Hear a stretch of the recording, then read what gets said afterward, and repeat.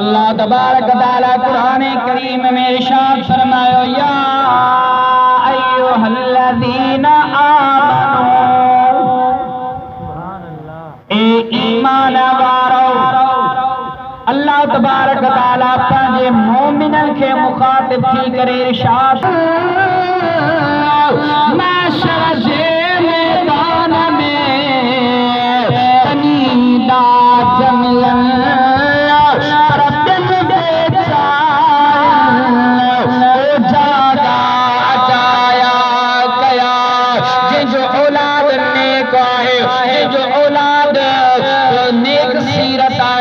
पंहिंजे वालिदैन जो अदब करण वारो आहे क़यामत जे ॾींहुं माउ पीउ खे औलाद जे सबब बख़्शो वञे उन्हनि ज़िंदगीअ में बि कमायो जंहिंजो औलाद निको आहे दुनिया में बि माउ पीउ खे परेशान करे आख़िरत में माउ पीउ खे बि छॾाए न वठराए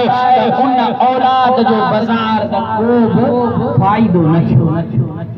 असां ऐं अव्हां खे पंहिंजे औलाद जे मुताबिल ख़ुसूस नज़र रखणु खपे। अॼु सोशल मीडिया जो दौर आहे औलाद किथे बीहे पियो किथां उथे बीहे पियो कहिड़ी तरह रहे पियो उन्हनि जे इर्द गिर्द असांखे नज़र रखणु घुरिजे ऐं उनखे सभ खां वारो हुस्ने अख़लाक़ इख्तियार करण वारो महबूब मुस्तफ़ा जे क़रीब आहे हुस्ने अख़लाक़ इख्तियार करण वारो माण्हुनि जे क़रीब आहे जॾहिं त बदी अख़लाक़ जेको हूंदो आहे उहो माण्हुनि खां दूर हूंदो आहे बदी अख़लाक़ जेको हूंदो आहे उहो महबूब मुस्तफ़ा खां दूर हूंदो आहे बदी अख़लाक़ जेको हूंदो आहे उहो अल्लाह तबारक व तआला सां दूर हूंदो आहे जो हुज़ूर अकरम सल्लल्लाहु अलैहि वसल्लम जी बारगाह में अर्ज़ कयो या रसूल अल्लाह सल्लल्लाहु अलैहि वसल्लम असांजे ॻोठ में औरतूं आहिनि हिकिड़ी औरत नमाज़ जी पाबंदा तहज्जुद जी पाबंदा नवाफ़िलन जी कसरत करण वारी आहे नफ़िल तमामु घणा पढ़ंदी आहे अल्लाह ताला जी इबादत तमामु घणी कंदी आहे पर उनमें अख़लाक़ न जिन ते सां वेड़ घट वध ॻाल्हाइण बद अख़लाक़ आहे बाक़ी नेक तमामु घणी